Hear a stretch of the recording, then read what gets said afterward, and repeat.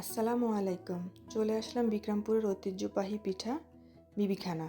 যেহেতু আমার বাবা বিক্রমপুরের ছেলে, সেই সুবাদে বিক্রমপুরের অনেক খাবারই আমার ভালো লাগে। তো বিবিখানাটা হচ্ছে তার মধ্যে একটি। কিন্তু আমি অরিজিনালি গাজীপুরের। হ্যাঁ, সে কেন বলছি, কারণ গাজীপুরেই আমার জন্ম।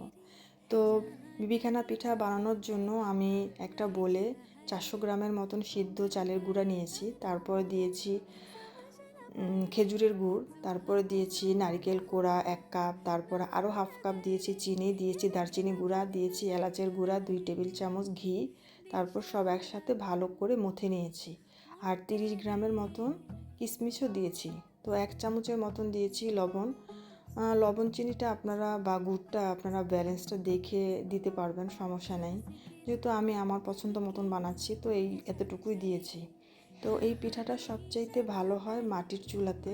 যেহেতু আমার মাটির চুলা নেই, আমি গ্যাসের চুলাতেই বানাতে বসে গেলাম। তো 1 ঘন্টার মতন গ্যাসের চুলায় লো ফ্লেমে দিয়ে রাখছি।